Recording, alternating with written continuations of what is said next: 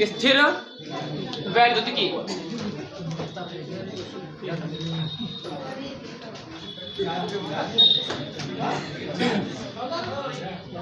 स्थिर वैद्युतिकी। अभी आप लोग जरा शांत रहिए। तो स्थिर वैद्युतिकी में सबसे पहले जो हम लोगों को चर्चा करनी होती है वो आवेश के ऊपर करनी होती है। लिखित में आपके पास सारी चीजें हैं, रिवीजन के बेसिस पे हम लोग चलेंगे। जिन लोगों का नहीं पढ़ा हुआ है वो जरा ध्यान से समझते हुए चलेंगे। अगर किसी को कोई, जिन लोगों को पढ़ रखा है उनको कोई प्रॉब्लम है बीच में, तो वो अपना समझते हुए चलेंगे और बीच में अपना पूछते हुए भी चलेंगे। तो स्थिर वैद्युतिकी में सबसे पहली चीज जो हमको पढ़नी होती है वो पढ़नी होती है आवेश के बारे में। किसके बारे में? आवेश के बारे में। वैसे तो आवेश के बारे में बहुत सारी चर्चाएं हैं कि कैसे बना, प्रारंभिक अवस्था में कैसे जानकारियां प्राप्त हुई, लेकिन पेपर के बेसिस पे बात करेंगे हम। वो रगड़ने के बेसिस पे पेन को रगड़ना और कागज के टुकड़ों को चिपकाना, इन सब चीजों के बारे में फिलहाल डिस्कशन नहीं करने वाले हैं। तो यहाँ से क्वेश्चन नहीं पूछा जाता है। क्वेश्चन जो पूछा जाएगा वहां पे हम लोग बात करेंगे। तो आवेश को जो रिप्रेजेंटेशन का तरीका होता है वो होता है क्यू। रिप्रेजेंटेशन का तरीका क्या है? क्यू। और यदि कोई हमारे पास इसको डिस्कशन में कैसे आया तो सबसे जो छोटी इकाई है आवेश की, तो आवेश का जो सबसे छोटा, एक होता है इलेक्ट्रॉन और दूसरा है प्रोटॉन और तीसरा है यार ये क्या दिक्कत है? पानी नहीं सर जी ना, तीनों सर आवाज आप बंद रखिए। तो 3 पार्टिकल है हमारे पास। जैसा कि हम लोग जानते हैं सभी पदार्थ छोटे छोटे कणों से मिलकर बने हैं। सबसे छोटे वाले कण को परमाणु कहते हैं। परमाणु के अंदर एक नाभिक होता है, नाभिक के अंदर प्रोटॉन और न्यूट्रॉन होते हैं। इलेक्ट्रॉन नाभिक के चारों ओर चक्कर लगाते हैं। इतनी बात आपको केमिस्ट्री में, फिजिक्स में सब जगह बताई जाती है। फिर से सुन लीजिए, सभी पदार्थ छोटे छोटे कणों से मिलकर बने हैं। सबसे छोटे वाले कण को परमाणु कहते हैं। परमाणु के अंदर एक नाभिक होता है, नाभिक के अंदर प्रोटॉन और न्यूट्रॉन होते हैं। इलेक्ट्रॉन नाभिक के चारों ओर चक्कर लगाता है। और इसमें थोड़ा सा और जोड़ दें तो जब बोहर मॉडल हम लोगों ने पढ़ा तो वहां पर डिस्कशन किया, इलेक्ट्रॉन सभी कक्षाओं में चक्कर नहीं लगाता है। इलेक्ट्रॉन केवल उन्हीं कक्षाओं में चक्कर लगाता है जिसमें उसका संवेग h/2 पाई का पूर्ण गुणज होता है। इन कक्षाओं को स्थायी कक्षाएं कहते हैं। स्थायी कक्षाओं में चक्कर लगाते हुए इलेक्ट्रॉन ऊर्जा का उत्सर्जन नहीं करता। जब कभी इलेक्ट्रॉन को कोई ऊर्जा थोड़ी सी मिल जाती है तो अपनी कक्षा को छोड़ करके उच्च कक्षा में चला जाता है। उच्च कक्षा में इलेक्ट्रॉन केवल 10⁻⁸ सेकंड तक रुकता है, उसके बाद पुनः निम्न कक्षा में लौटता है और विद्युत चुंबकीय तरंगों के रूप में ऊर्जा का उत्सर्जन करता है। इतनी बात आपको हमने दोनों कनेक्ट कर दिया है। समझ पा रहे हैं? ज्यादा तेज हो गया? ज्यादा तेज हो गया क्या? हमने दोनों बातों को, बोहर मॉडल को और नॉर्मल जो मॉडल होते हैं उनको रिलेट कर दिया है। तो ये इतनी बातें बोहर मॉडल से भी रिलेट हो गई हैं और यहाँ की बातें भी हो गई। तो इलेक्ट्रॉन, हमारे पास बेसिक यूनिट क्या है? इलेक्ट्रॉन। इलेक्ट्रॉन के ऊपर जो चार्ज होता है वो माइनस का होता है और प्रोटॉन के ऊपर जो चार्ज होता है वो प्लस का होता है। इलेक्ट्रॉन के ऊपर कोई चार्ज नहीं होता है। इलेक्ट्रॉन न्यूट्रल है, ये आवेशहीन है, इसके ऊपर कोई आवेश नहीं है। इलेक्ट्रॉन के ऊपर और प्रोटॉन के ऊपर जो चार्ज होता है वो लगभग बराबर, लगभग क्या पूरा पूरा ही बराबर होता है। और जो चार्ज है वो होता है 1.6 × 10⁻⁻⁻ का 19 कूलाम। आवेश का जो मात्रक है वो है कूलाम। तो इलेक्ट्रॉन के ऊपर और प्रोटॉन के ऊपर चार्ज बराबर होता है और उसकी पूरा वैल्यू कितना है? 1.6 × 10⁻⁻ का 19। इन दोनों को हम लोग कभी भी P अलग नहीं लिखेंगे, E को अलग नहीं लिखेंगे। जब भी बात की जाएगी इलेक्ट्रॉन के बारे में और प्रोटॉन के बारे में प्लस और माइनस का अंतर होता है तो इसको लिख लिया जाता है E बराबर ±1.6 × 10⁻⁻ का 19 कूलाम। क्या लिखा जाएगा? E बराबर ±1.6 × 10⁻⁻ का 19 कूलाम। इसका कारण क्या है? तो इसका कारण ये है कि जब भी हम लोगों को बात की जाएगी प्लस चार्ज आया है तो हम लोग प्लस वाला ले लेंगे। बात अगर प्रोटॉन की हो रही होगी तो ये प्लस वाला कंसीडर करेंगे। अगर बात इलेक्ट्रॉन की हो रही होगी तो माइनस लगा के कंसीडर करेंगे। अगर आपको आगे माइनस लगा लेंगे तो पता चलेगा कि इलेक्ट्रॉन का आवेश लिखा हुआ है, और अगर माइनस लगा लेंगे तो प्लस लगा लेंगे तो किसका माना जाएगा? प्रोटॉन का माना जाएगा, जबकि दोनों के ऊपर चार्ज क्या है? बराबर है। इसके बाद एक और पार्टिकल है जिसके बारे में आपको समझना चाहिए, अल्फा कण। इसके बारे में डिस्कस करना है, अल्फा कण। इसके पहले हमको ये समझना पड़ेगा कि चार्जिंग का कॉन्सेप्ट क्या है, आवेश आता कैसे किसी भी बॉडी के ऊपर। तो इसके लिए हमको थोड़ी सी बातें डिस्कस करनी है, उनके बारे में चर्चा कर लेते हैं कि चार्जिंग का कॉन्सेप्ट क्या है, किसी भी चीज के ऊपर आवेश कैसे आया होगा। तो मान लीजिए हमारे पास कोई बॉडी है, ये हमारे पास कोई बॉडी है, इसके पास नॉर्मल कोई बॉडी है जिसके पास जितने इलेक्ट्रॉन होंगे उतने ही प्रोटॉन होंगे, क्योंकि सभी पदार्थ छोटे छोटे कणों से मिलकर बना है। नाभिक के अंदर प्रोटॉन और न्यूट्रॉन है, इलेक्ट्रॉन नाभिक के चारों चक्कर लगा रहा है, जितने इलेक्ट्रॉन होते हैं उतने ही प्रोटॉन होते हैं। तो सामान्य अवस्था में अगर कोई आया नहीं है, कोई गया नहीं है, तो सामान्य अवस्था में आवेश जो होता है प्लस और माइनस बराबर होता है। प्लस और माइनस क्या होता है? बराबर होता है। जितना इसके अंदर प्लस होगा उतना ही माइनस होगा। लेकिन अगर आपने बाहर से कोई ऐसी व्यवस्था की जिसकी वजह से इलेक्ट्रॉन चला गया है या इलेक्ट्रॉन आ गया है, तो आपको समझना है अभी इसके ऊपर कोई चार्ज नहीं है, तो हमने कंडीशन बना के कर लिया।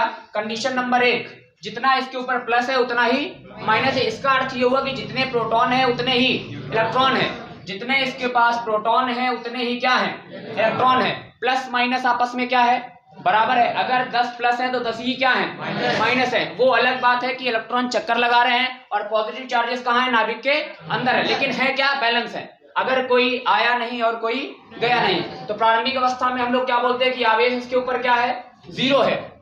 लेकिन अगर ऐसा हो जाए कभी, अब इसको हम हटा दे रहे हैं, अगर कभी ऐसा हो जाए कि इसके पास कहीं से इलेक्ट्रॉन आ जाए, कितने इलेक्ट्रॉन आ जाए मान लीजिए, तो इसको समझते कैसे हैं? n।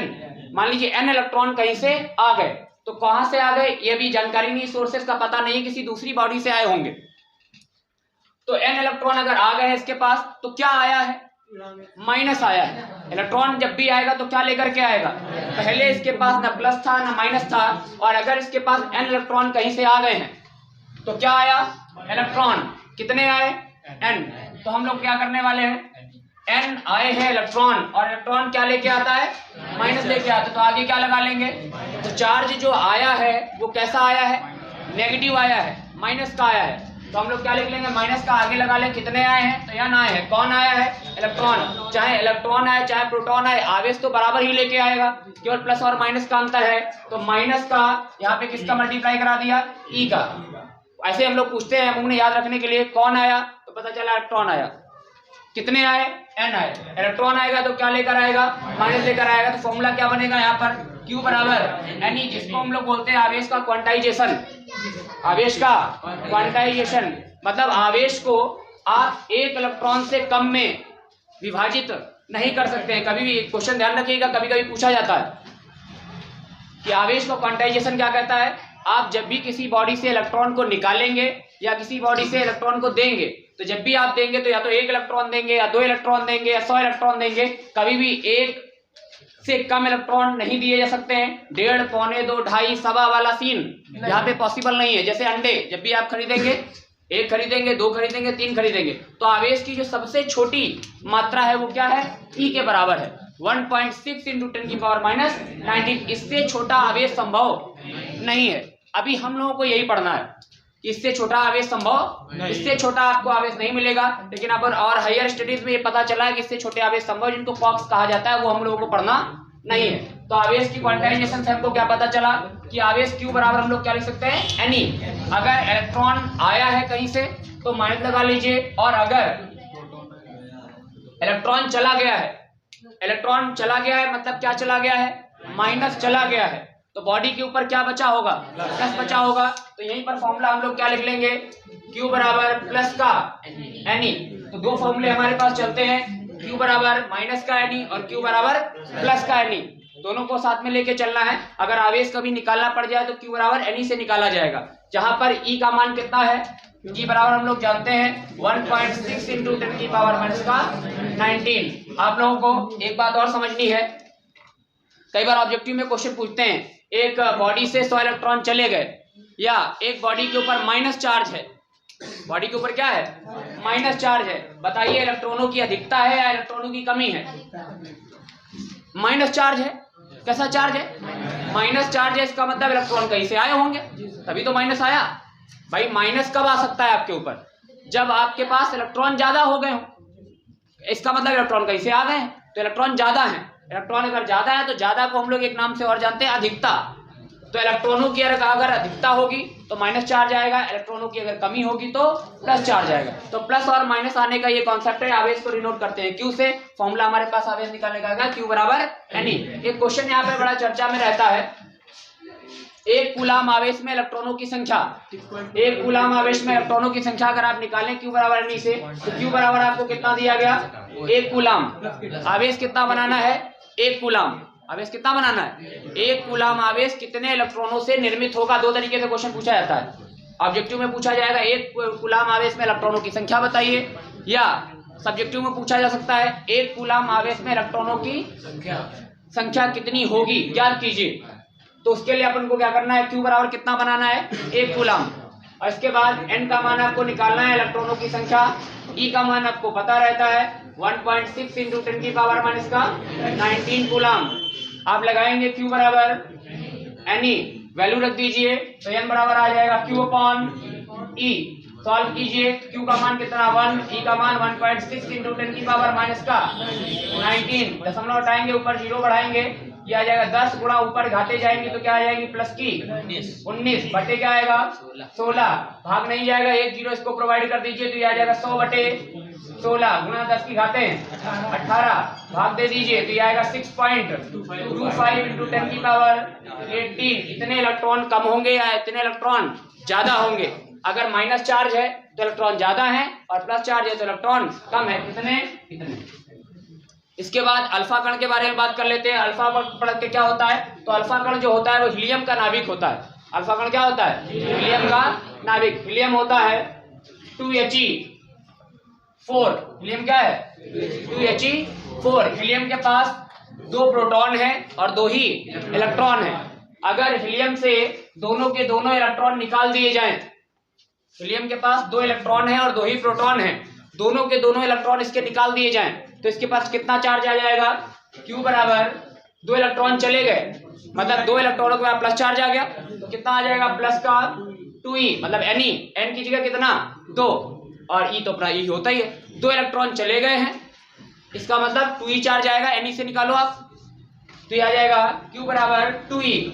2 का वैल्यू अगर आप चाहो तो 2E लिख सकते हो, और चाहो अगर आप तो 2E की वैल्यू लगा दीजिए 1.6 इंटू 10 की पावर माइनस का 19। इसको सॉल्व करेंगे तो आएगा 3.2 इंटू 10 की पावर माइनस का 19 कूलाम। तो अल्फा कण के ऊपर चार्ज होता है 3.2 इंटू 10 की पावर माइनस का 19।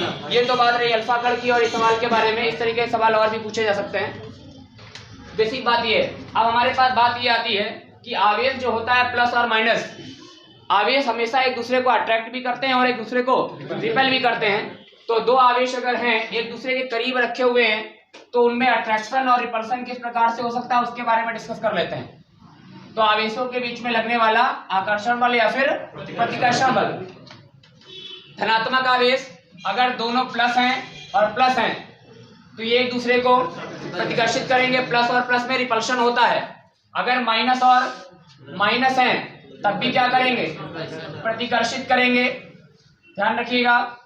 और अगर प्लस है और माइनस है तो अपोजिट है, अपोजिट चार्जेस एक दूसरे को अट्रैक्ट करते हैं। तो अब इनमें क्या होगा, अट्रैक्शन होगा, इस प्रकार से अट्रैक्ट करेंगे एक दूसरे को।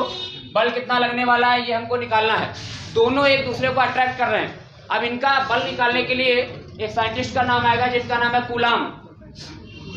तो जिसको हम लोग पता करते हैं कूलाम के नियम की सहायता से इन दोनों आवेशों के बीच में 2 बिंदु आवेश, ये जो आवेश हैं कैसे बिंदु हैं, बहुत छोटे आवेश हैं, तो 2 बिंदु आवेशों के बीच में लगने वाला आकर्षण बल या फिर प्रतिकर्षण बल कूलाम के नियम की सहायता से निकाला जाएगा। उसका फॉर्मूला क्या होता है, तो कूलाम साहब ने बताया बल जो लगेगा दोनों आवेशों के बीच में वो लगेगा 1/4πε0 Q1 Q2/r², जहां पर Q1 क्या है, पहले आवेश के ऊपर आवेश कितना है वो लिखना है, दूसरे के ऊपर कितना आवेश है वो लिखना है। R क्या है, दोनों आवेशों के बीच की दूरी क्या है, यहां से लेकर के यहां तक की बीच की दूरी क्या है, R। और जो 1/4πε0 है ये कांस्टेंट है, इसका मान होता है 9 इंटू 10 की पावर 9। इसका क्या होता है 9 इंटू 10 की पावर 9। मात्रक सहायता आता है कूलाम स्क्वायर, मात्रक क्या आएगा, न्यूटन मीटर स्क्वायर बटे कूलाम स्क्वायर। बोलो भाई, यही आता है क्या कि उल्टा होता है, कूलाम स्क्वायर बटे न्यूटन मीटर स्क्वायर। क्योंकि यहाँ पर जो मात्रक है वो केवल किसका है, एप्सिलॉन नॉट का मात्रक बाकी तो कांस्टेंट ही है। तो मेरे ख्याल से यहाँ पर एक मात्रक और भी पूछा जाता है, एप्सिलॉन नॉट का मान ज्ञात कीजिए और एप्सिलॉन नॉट का मात्रक ज्ञात कीजिए। दोनों ही बातें पूछी जाती हैं। इसके बारे में तो निकाल के आपको दिखा देते हैं हम जरा।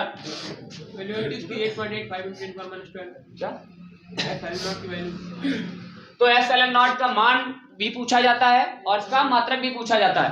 तो एप्सिलॉन नॉट का अगर हम लोगों को पता है 1/4 पाई एप्सिलॉन नॉट की वैल्यू कितनी है, 9 × 10 की पावर 9। अगर यहाँ से एप्सिलॉन नॉट का मान निकालें तो कितना आएगा, 1/ एप्सिलॉन नॉट इक्वल टू 4 पाई का इधर मल्टीप्लाई 4 पाई × 9 × 10 की पावर, बोलो यार यही आएगा क्या? 4 पाई का इधर मल्टीप्लाई हो जाएगा, 3 आ जाएगा और उल्टा कर दीजिए इसको। तो epsilon not is equal to 1/4 pi × 9 × 10 की पावर। जब आप इसको सॉल्व करेंगे तो ये आता है 8.85 × 10 की पावर माइनस का 12।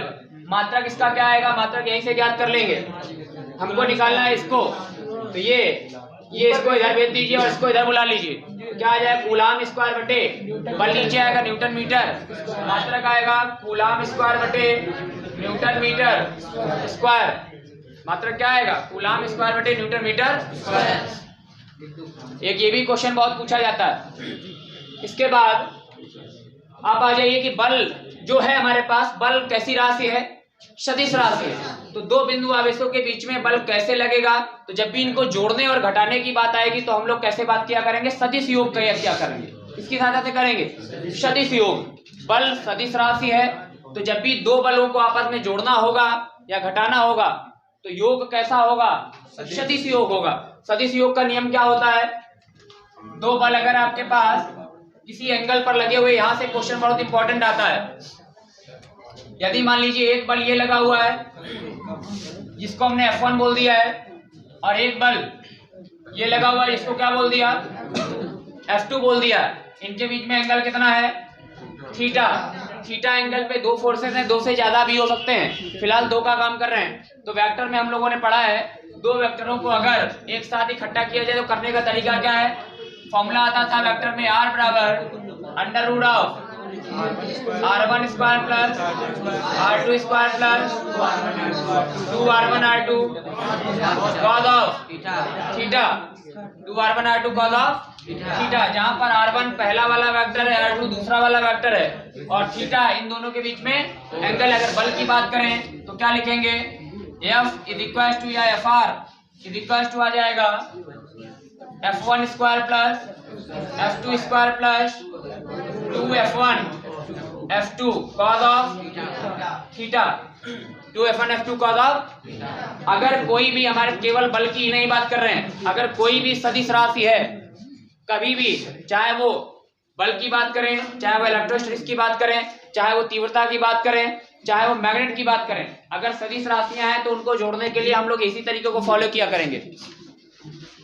तो ये ध्यान रखिएगा। इसके बाद कई सारे बलों का अगर सहयोग करना हो, एक साथ एक ही वस्तु के ऊपर कई सारे बल लग रहे हैं, तो सॉल्व करने का तरीका क्या, एक कॉन्सेप्ट यहाँ पे आता है बैलेंसिंग का। दो आवेशों के बीच में तीसरा आवेश कहाँ रखा जाए ताकि वो संतुलन में रहे, चार आवेशों के बीच में सेंटर पर एक आवेश कहाँ रखा जाए ताकि सब संतुलन में रहें। तो ये दो तीन क्वेश्चन बड़े इंपॉर्टेंट है, उनको जरा समझाते हैं संतुलन का क्या अवस्था है। तो संतुलन जरा समझ लेते हैं। आवेशों का, ये जो हम आपको ऊपर पॉइंट बता देते हैं ना कि आवेशों का संतुलन इंपॉर्टेंट है, तो इनको जरा समझ लिया कीजिए कि इसको आपको पढ़ना है। तो इसमें इंपॉर्टेंट एक चीज और क्या है, आवेशों का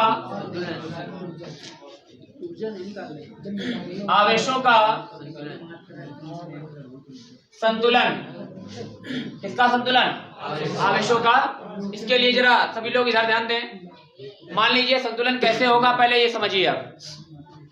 एक तो बात आपको समझाते हैं। मान लीजिए इस तरीके का एक बाउल है और इसी बाउल को हमने उल्टा करके रखा है, और किसी वस्तु को, एक गोली है हमारे पास जिसको इसमें डाल दिया है, और एक हमने इसमें यहाँ पर बैलेंस कर दी है, रख दी है, वहीं पे रुकी हुई है।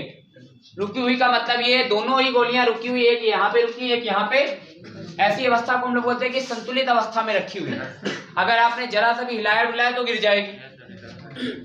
अब दोनों में देखो जरा, इसको अगर बैलेंस करना है तो हम लोग बैलेंस करने के लिए क्या करना है, बिल्कुल ऐसा रखना होगा कि सेंटर पे हो बिल्कुल सारा काम। अगर आपने इसको यहाँ रखा होगा तो नहीं रुकेगी, यहाँ रखते तो नहीं रुकती। अब एक बात देखिए जरा, अगर इस गोली को हम लोग हल्का सा इधर ले जाएं और छोड़ दें तो नीचे गिर जाएगी, हल्का सा इधर ले जाएं और छोड़ दें तो नीचे गिर जाएगी। इसको ऊपर ले जाएं, छोड़ दीजिए, इधर उधर करेगी यही रुक जाएगी, इधर भी जाएगी, फिर छोड़ दीजिए, इधर उधर थोड़ी देर ऐसे ऐसे करती रहेगी, लेकिन रुकेगी कहाँ, सेंटर में। मतलब लौट के इसको वहीं आना है, लेकिन ये लौट के दोबारा नहीं आएगी। तो संतुलन हमारे पास दो प्रकार का है, एक ये वाला है, इसमें लौट के वहीं आ जाता है, घूमने फिरने के बाद लौट के वहीं आ जाए तो बोला जाता है स्थायी संतुलन। और घूमने फिरने के बाद जरा सा भी डिसबैलेंस कर दो तो लौट के कभी ना आए तो क्या बोलेंगे, अस्थायी संतुलन। ये है अस्थायी, ये कैसा है अस्थायी, ये कैसा है स्थायी, ये कैसा है स्थायी। संतुलन केवल तभी बन सकता है जब आप अपोजिट फोर्स अगर लगाएं और वो उसको अट्रैक्ट कर ले, ऐसा फोर्स लगे जो उसको अपनी सेंटर की ओर बुला रहा हो कि आपको लौट के वहीं आना है। इसमें अब बल में कैसे होने वाला है तो बलों का जरा संतुलन आपको समझाते हैं, इन बातों का ध्यान रखिएगा। कई बार वो जब पेपर में क्वेश्चन पूछते हैं तो वो पूछ लेते हैं कि यह भी बताइए कि संतुलन कैसा है। कई बार क्वेश्चन आप देखेंगे तो जब उसमें देखेंगे आप सॉल्व वगैरह में तो क्वेश्चन में लिखा होगा कि यह भी बताइए कि संतुलन कैसा है। तो कैसा का मतलब होता है अस्थायी है या स्थायी, ये आपको बताना होता है, बातचीत नहीं करें। इधर देखिए जरा, मान लीजिए हमारे पास एक ये आवेश है प्लस चार्ज है और एक यहाँ पर भी रखा हुआ है प्लस चार्ज है, प्लस मान के चल रहे हैं, और इन दोनों के बीच की दूरी r है। बीच की दूरी कितनी है, हमसे क्वेश्चन किया गया है कि तीसरा आवेश, इसके ऊपर जो आवेश हमने माना है वो Q1 माना है और इसके ऊपर आवेश माना है, और हमसे क्वेश्चन किया गया कि तीसरा आवेश इन दोनों के बीच में कहाँ रखा जाए ताकि तीनों आवेश या बीच वाला आवेश संतुलन में रहे। अभी एक की बात करते हैं, एक तीसरा आवेश कहाँ पे रखा जाए इनके बीच में ताकि वो कैसा रहे, संतुलन में रहे। तो हमने मान लिया, हमको जब नहीं पता होता तो हम लोग क्या करते हैं, मान लीजिए किसी भी आवेश से x दूरी पर रख दें, बीचों बीच इसलिए नहीं रख सकते हैं क्योंकि कोई आवेश बड़ा है और कोई आवेश छोटा है। जो आवेश बड़ा होगा उससे दूर रखना पड़ेगा वरना वो अट्रैक्ट कर ले जाएगा, जो ज्यादा पावरफुल होगा उससे दूर रहना पड़ता है बैलेंसिंग के लिए, उससे दूरी बना के रखते हैं। तो यहाँ पे मान लीजिए कोई बड़ा है कोई छोटा नहीं पता है हमको, तो मान लीजिए हमने पहले वाले आवेश से कुछ दूरी x पर आवेश को रख दिया, ये आवेश है Q, एक Q आवेश हमने कुछ दूरी x पर रखा और हमने ये बोला कि यहाँ पर रखने पर ये संतुलन में रहता है। संतुलन का मतलब ये ना इधर जाता है और ना किसी की ओर नहीं जा रहा है, बिल्कुल बीचों बीच रखा है। तो अगर बीचों बीच रखा है तो संतुलन में होना कैसे चाहिए, कोई भी चीज संतुलन में तभी हो सकती है जब सभी प्रकार के लगने वाले बलों का योग क्या हो जाए उसके ऊपर, कोई बल ही ना लगे उसके ऊपर। अगर ये वाला ज्यादा बल लगा लेगा तो इधर चला जाएगा, ये वाला ज्यादा बल लगा लेगा तो इधर चला जाएगा। मतलब इसके ऊपर अगर कोई बल नहीं लगेगा तो ये संतुलन में रहेगा। मतलब क्या होना चाहिए, जितना बल, ये अगर प्लस का ही है मान लो, ये भी कैसा है प्लस का ही, तो पॉजिटिव और पॉजिटिव में क्या होगा रिपल्सन, ये वाला 1 वाला इसके ऊपर इधर बल लगाएगा। इसको लिखने का भी तरीका आपको बता दे रहे हैं, फोर्स ऑन किसके ऊपर लग रहा है, इस Q के ऊपर लगाया किसने 1 ने, तो हम लोग ऐसे लिख देते हैं फोर्स ऑन Q बाई 1। कई बार 1 2 का भी कॉन्सेप्ट चलता है, फोर्स ऑन 2 बाई 1, जिसने लगाया उसको कहां लिखेंगे ऊपर, किसके ऊपर लगाया Q के ऊपर, तो Q के ऊपर कौन फोर्स लगा रहा है, अगर ये जो Q के ऊपर 1 रहेगा तो प्रेशर करेगा ना, इसका मतलब कौन लगा रहा है 1 लगा रहा है किसके ऊपर Q के ऊपर। तो ये लिखने का तरीका है force on Q by 1, on Q by 1, तो ऐसे लगाएंगे, ये इधर लगा रहा है बल। अब दूसरे से पूछते तुम कितना लगा रहे हो, तो बोला हम भी प्लस है ये भी प्लस है, हम भी धक्का देंगे इनको, तो इसने लगाया किधर इस तरफ, कितना लगाया होगा force on Q by 2 by 2। अब अगर दोनों बल आपस में बराबर रहे तो ये बीच में रुक जाएगा, और बराबर नहीं रहे तो जब पूछो तो हमने क्या किया, अगर बैलेंस आपसे बोला जा रहा है संतुलित करना है तो संतुलित अवस्था में करने के लिए क्या करेंगे हम लोग, दोनों बलों को आपस में क्या कर देंगे, बराबर। तो होना क्या चाहिए, Q2 इज इक्वल टू क्या होना चाहिए, 1। फोर्स लिखने का क्या तरीका है, 1/4 पाई एप्सिलॉन नॉट, कौन सा बल, 1 वाले का और Q वाले का।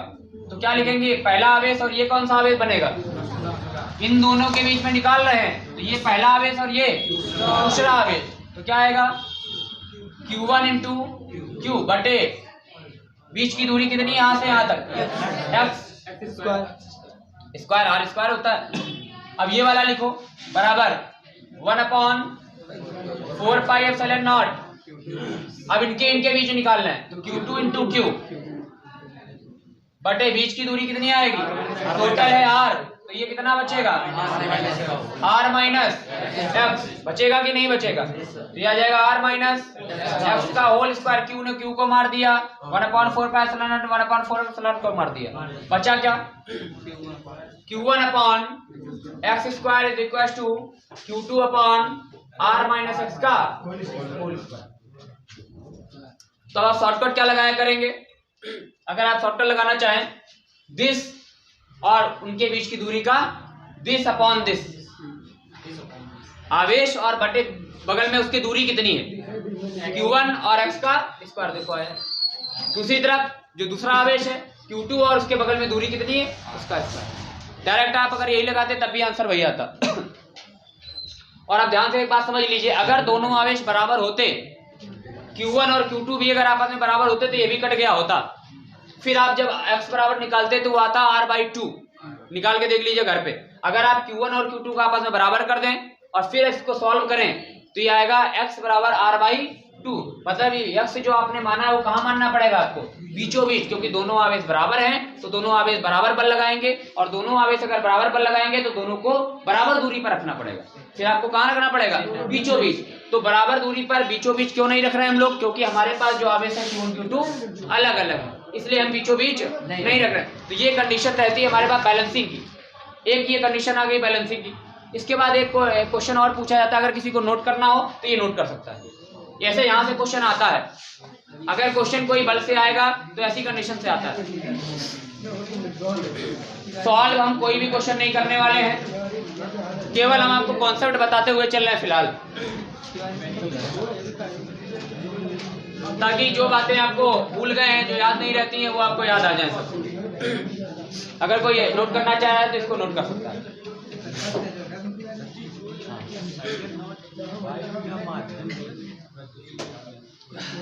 हाँ, निर्वात या फिर वायु की वैद्युतशीलता होती है। माध्यम का मतलब ये जो आवेश जहां पे रखे हैं, जिस माध्यम में रखे, मान लीजिए तेल में रखे हैं तो फिर हम लोगों को के लगाना पड़ता है। तो जिस अभी नॉर्मली जब रखा होता है वायु या फिर निर्वात की वैद्युतशीलता होती है SL0। वायु या फिर निर्वात दोनों का एक ही माना जाता है।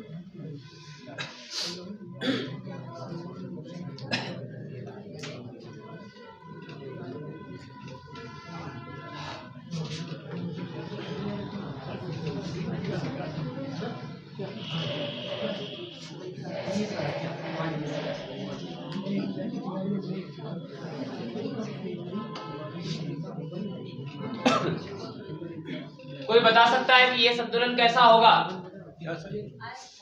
ये संतुलन कैसा होगा, स्थायी या अस्थायी, स्थायी होगा या अस्थायी होगा। स्थायी में क्या होता है, लौट के वहीं आना होता है। अगर जरा सा भी इसको अपनी जगह से हटाया जाए, लौट के वहीं आ जाए तो स्थायी, लौट के ना आए तो अस्थायी। हटाओ इसको, ये भी प्लस है, इस वाले के करीब भेजो जरा, यहाँ ये धक्का दे देगा, बोल भगो वहीं। इसके बाद भेजो, तब भी ये धक्का दे देगा, तो लौट के इसको कहाँ आना है, इसकी कहीं कदर नहीं है, इसकी कहीं कदर ना हो, वो फिर वहीं पे स्थायी है। बड़ा इससे अच्छा तो हम यहीं पे थे, इधर जाते हैं तो ये भगा देते हैं, इधर जाते हैं तो ये भगा देते हैं। पेंडुलम बना दिया है, पेंडुलम ही तो है, लौट के वहीं आना है।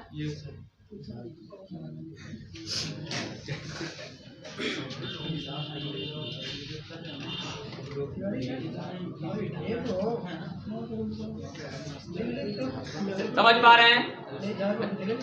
एक बात आपको जो ध्यान रखनी है वो जरूर ध्यान रखिएगा। वो समझने की बात क्या थी कि बल अगर बहुत सारे लग रहे हैं तो उनको जोड़ने का तरीका क्या है? वेक्टर सम, अंडर रूट वाला तरीका हमने आपको बताया है, उस तरीके से ही बल निकालेंगे। फिलहाल 2 हैं, जब 2 होते हैं तो अपोजिट 180 का एंगल होता है, अपोजिट में घटा के काम चला लेते हैं, ये सब चीजें चलती हैं।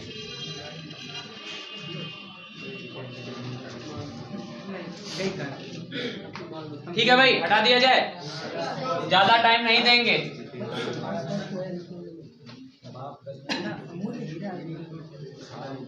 इसके बाद एक टाइप का सवाल और है, वो भी जरा देख लीजिए, बहुत पूछा जाता है। इधर देखें, 4 आवेश हैं, एक हमारे पास इस तरीके का वर्ग है या आयत है, जो भी मिले आपको, वर्ग भी मिल सकता है, आयत भी मिल सकता है, पता नहीं क्या दे दिया जाए। तो हमारे पास एक वर्ग है जिस पर ये वाला A है, ये B है, ये C है और ये, और चारों पर आवेश रखे हुए हैं। यहाँ पर भी एक आवेश Q, यहाँ पर भी Q, यहाँ पर भी Q और यहाँ पर भी Q, चारों प्लस हो सकते हैं, चारों